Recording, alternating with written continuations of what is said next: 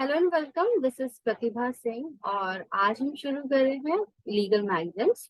तो सबसे पहले जान लेते हैं कि लीगल मैगजीम्स क्या होती हैं। सिंपली ये स्टेबलाइज्ड प्रिंसिपल्स होते हैं, या फिर इनको आम भाषा में कहा जा सकता है कि एक मुहावरे होते हैं, या फिर लीगल फॉर्मूलाज होते हैं। इनको यूज कहाँ किया जाता है? अगर ये फॉर्मूलाज हैं तो बेसिकली इनका कुछ यूज होगा, तो इनको लीगल ड्राफ्टिंग में, जजमेंट राइटिंग में, कोर्ट प्रोसीडिंग्स में इनमें यूज किया जाता है, कॉज थ्रू लीगल लॉयर्स, है ना। यानी कि लीगल मैगजीम्स एक तरह से हम बोल सकते हैं कि मुहावरे की तरह होती है, और इनको कोर्ट रूम में, लीगल प्रोसीडिंग्स में यूज किया जाता है। इसीलिए being a law student, legal maxims को जानना बहुत ज्यादा जरूरी है। पास होने के लिए तो जरूरी है ही। जो बच्चे अपने एग्जाम्स की प्रिपरेशन कर रहे हैं, जुडिशरी की प्रिपरेशन कर रहे हैं, या ऐसे किसी भी एग्जाम की प्रिपरेशन कर रहे हैं जहाँ पे लॉ बैकग्राउंड मांगा जाता है, वहां पे लीगल मैगजीम्स को जानना बहुत ज्यादा जरूरी हो जाता है। बहुत सारे ऐसे एग्जाम्स भी होते हैं जहाँ पे लीगल ग्रोसरीज को पूछा जाता है ना। तो उनके लिए भी लीगल मैगजीम्स को जानना बहुत जरूरी है। तो फिर हम शुरू करते हैं। इस वीडियो के अंदर हम एक लीगल मैगजीन को शुरू करने वाले हैं, दैट इज कॉम्पोस मेंटेस, है ना। तो देखो, अब सबसे मेन जो समस्या आती है ना, वो इस चीज में आती है कि जो लीगल मैगजीन्स होते हैं वो बेसिकली लैटिन भाषा के शब्द होते हैं, है ना। क्योंकि यूरोपियन कंट्रीज में इनका ओरिजिनेशन हुआ है, इसीलिए जो शब्द होते हैं वो लैटिन भाषा में होता है। आपको ज्यादातर लैटिन भाषा में देखने को मिलेंगे। कुछ वर्ड्स हमको फ्रेंच में भी देखने मिलते हैं, बट ज्यादातर हमको लैटिन में देखने मिलते हैं। तो फिर इनको पढ़े कैसे, इनको समझे कैसे? जरूरी तो ये है, बट इनको समझे कैसे? तो देखो, सबसे आसान तरीका है कि उन फ्रेंच या फिर लैटिन वर्ड्स को आप इंग्लिश में ट्रांसलेट करें या हिंदी में ट्रांसलेट करें। कुछ एग्जाम्पल्स देखें अपने आसपास के, और फिर उसको चीजों के साथ कनेक्ट करना शुरू करें, और फिर आप उस चीज को समझ। देखिए, यहाँ पर जो सबसे पहला लीगल मैगजीम है दैट इज कॉम्पोस मेंटेस, है ना। तो आपको दो वर्ड्स दिखाई दे रहे हैं, that is the compos. First one is the compos and second one is mentis. तो इसको हम क्या, मतलब कैसे बोल सकते हैं? इसका ओरिजिनेशन लैटिन टर्म से हुआ है, बता ही दिया आपको। मीनिंग होता है मास्टर ऑफ वंस माइंड। इसको समझने के लिए आप अपनी तरफ से चीजों को देख सकते हो। कंपोज मेंटेस यानी कि composed mind, composed mind.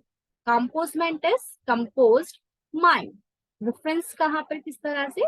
The ideal that the person has the intact memory understanding the decision making capacity. यानी कि ये जो शब्द है कॉम्पोस मेंटेस, ऐसे व्यक्ति के लिए रेफरेंस किया जाता है जिस व्यक्ति के अंदर माना जाता है कि उसकी अंडरस्टैंडिंग इतनी अच्छी थी कि वो डिसीजन मेक कर सकता है, उसके पास डिसीजन मेकिंग कैपेसिटी थी। डिसीजन मेकिंग कैपेसिटी के बाद भी यदि कोई व्यक्ति कुछ ऐसी चीजें कर ले, है ना, जो कि लीगल नहीं है, फिर उसको पनिश किया जा सकता है ना। ये कहते हुए कि वो कॉम्पस मेंटेस था। सिंपल। इसकी देखिए और एप्लीकेशन देख लेते हैं और समझ में आएगा आपको कहाँ अप्लाई किया जाता है। इस टर्म को यूज किया जाता है डिस्क्राइब करने के लिए किसी भी व्यक्ति के साउंड माइंड को, है ना। एक चीज और मां समझ लीजिए कि इसको अगर हम सिनोनिम पर देखें कि कौन कौन से इसके सिनोनिम हो सकते हैं, पर्यायवाची क्या क्या हो सकते हैं, तो सेन और साउंड माइंड इसके पर्यायवाची हैं। यानी कि एक व्यक्ति जो कि अपनी बुद्धि और विवेक का सही इस्तेमाल कर सकता है, उसको कहा जाएगा कॉम्पस मेंटेस। ओके, एक्सप्लेनेशन के लिए देखते हैं इसका। A compos mentis person has use and control over his or her own mental faculties. Simply तो भी यही बताया था कि एक व्यक्ति जिसका अपने दिमाग के ऊपर पूरी पूरी तरह से कंट्रोल है, वो जानता है कि वो किस तरह की चीजें कर रहा है, उसके पास विवेकाधिकार की शक्ति है, वो चीजों को सोच समझ के कर पा रहा है, डिसीजन मेकिंग पावर उसके पास है, तो फिर उसका पूरा कंट्रोल उसके ऊपर होगा, है ना। अगर कोई व्यक्ति है जो ठीक ठाक अपनी मेंटल कंडीशन का है, उससे आप कुछ भी नहीं करवा सकते, आप उससे एक प्रॉपर्टी पे साइन नहीं करवा सकते। यदि वो ठीक ठाक कंडीशन का है, उसके साथ कोई फ्रॉड नहीं हुआ, वो डिसीजन मेकिंग कैपेबिलिटी रखता है, उसके बाद भी अगर वो साइन करता है तो वो कहा जाएगा कहा जाएगा कि वो कॉम्पस मेंटेस कंडीशन का था, है ना। और उसके कोई भी फिर ये नहीं बोल सकता कि इसने तो मेरे को मतलब वो ये नहीं बोल सकता कि मेरे से जबरदस्ती करवा लिया गया है ना। सिंपल, इसको आप और अच्छे से समझेंगे एग्जाम्पल्स के through. She was very old but still compos mentis, है ना। इस तरह से एग्जाम्पल दे सकते हो। या फिर एक ऐसा पर्सन जो कि कॉन्ट्रैक्ट करना चाहता है ना। यहाँ पे कॉन्ट्रैक्ट लिखा गया है, that is contract only, contract है यहाँ पे। एक लीगल कॉन्ट्रैक्ट में आने के लिए उस पर्सन का कॉम्पस मेंटिस होना जरूरी है, या उसका साउंड माइंड होना जरूरी है, या उसके पास सोबर सेंसेस का होना जरूरी है। उसका क्या होना जरूरी नहीं है, उसका अनकॉन्शियस और इंटॉक्सिकेटेड होना जरूरी नहीं है, मतलब ये चीज नहीं होनी चाहिए, है ना। तो कॉम्पस मेंटिस कब आएगा, उसके ऊपर कंट्रोल कब होगा उसके माइंड के ऊपर, जब वो इंटॉक्सिकेटेड नहीं होगा।